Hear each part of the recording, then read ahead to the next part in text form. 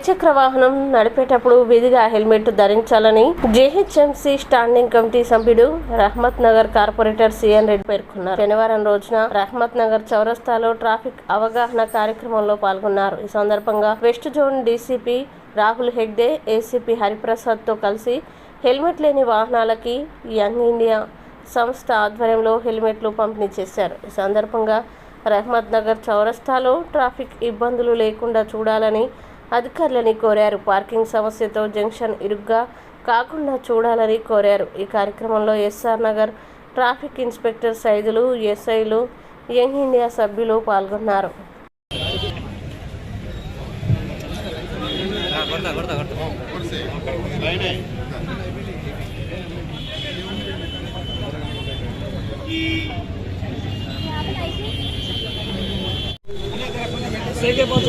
थोड़ा पीछे हटो भाई, जरा पीछे हटो।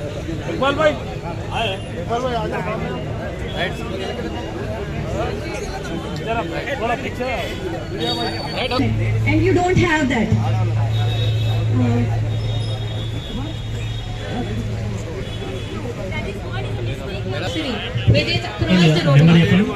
आपको ये चाहिए ताकि आप वापस घर आ सकें.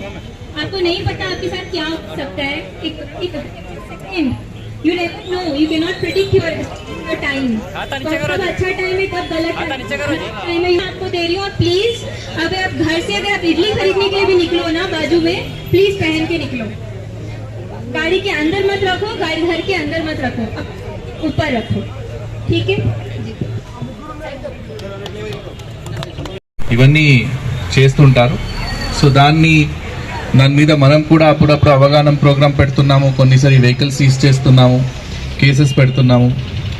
సో ఇవన్నీ ఇన్సూరెన్స్ తీసుకుంటే చాలా మంది దగ్గర ఇన్సూరెన్స్ ఉండదు. ఇన్సూరెన్స్ ఎందుకు డబ్బులు వేస్ట్ చేయాలని అనుకుంటారు.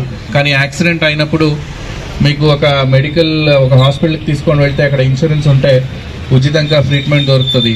అది లేదనంటే మీకు కూడా ప్రాబ్లమే, మీ ఫ్యామిలీకి కూడా ప్రాబ్లమే. అట్లనే ట్రిపుల్ రైడింగ్ వెళ్తారు,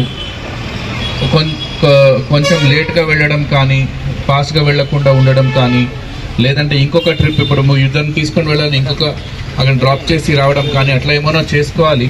అది కాకుండా రూల్స్ వైలేట్ చేస్తే డెఫినెట్లీ ఒక ఇద్దరు కూర్చోడానికి డిజైన్ చేసిన బండి ముగ్గురు కూర్చుంటే డెఫినెట్లీ యాక్సిడెంట్ అయ్యే ఛాన్సెస్ ఉంటుంది.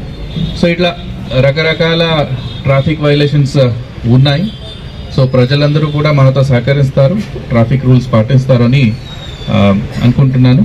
అట్లనే కార్పొరేటర్ గారు కూడా మన ఈ ప్రోగ్రామ్ జాయిన్ అయిన దానికి ధన్యవాదాలు తెలియజేస్తున్నాను. Thank you.